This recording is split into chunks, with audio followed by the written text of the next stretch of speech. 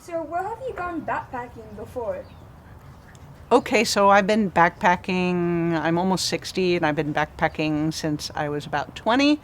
Almost exclusively in California, but all up and down the state, with some trips in Arizona. Oh, that's so cool. So what do you look for, like when you choose where you want to go backpacking? Well, I mean, natural beauty, Mm-hmm. safety, looking at the weather patterns at any given time of year. Mm-hmm. So most of us don't want to go backpacking in the high southern Sierra in January. That would be more of a technical trip involving mountaineering skills. You probably don't want to be in the southern part of the Pacific Crest Trail in the summer when you're going through desert sections. You look at water supplies because you want to, most not have to carry too much water. Mm-hmm. And I do like well-developed trails personally. I don't like bushwhacking, and there's a lot of reasons for that. And it's also a lot more challenging, but I think it's possibly destructive. Mm-hmm. So, when you decide to go backpacking, how much water do you bring? You mentioned, having uh, large amounts of water close by. So, how much water, when in your Hmm. pack do you bring?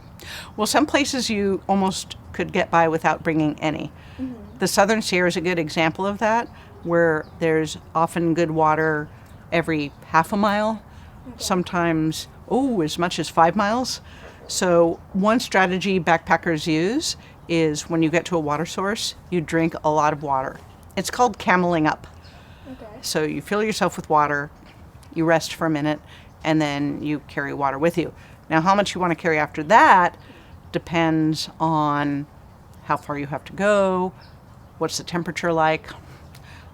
There are places in the Mojave Desert where people will carry up to 8 liters of water.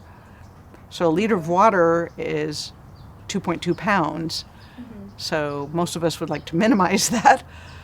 Mm-hmm. But it's doable. It's just something you have to strategize. So I wouldn't say totally limit yourself, but me personally, I Mm-hmm. don't really like the idea of carrying 8 liters of water. Yeah. So when go to get your water, what do you use to filter it? Besides. Oh, there's some great filters out there. The one I use is 3 ounces. It's about as big as my fist, and it Okay. screws on to any water bottle that you can buy in a grocery store. That's so handy. And it's, yeah. And since it doesn't have mechanical moving parts, it's pretty fail safe. It is possible to clog it, but those kinds of filters usually come with a syringe so you could back flush and rinse out any deposits that build up in the filter. I've never had to do that. Um, and then other people like ultraviolet pens, they're called UV pens. Okay. Those require batteries.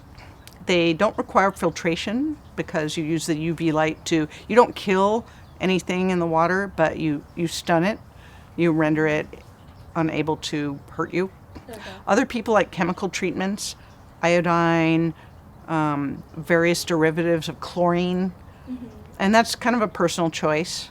Okay. But I would say the vast majority of people filter.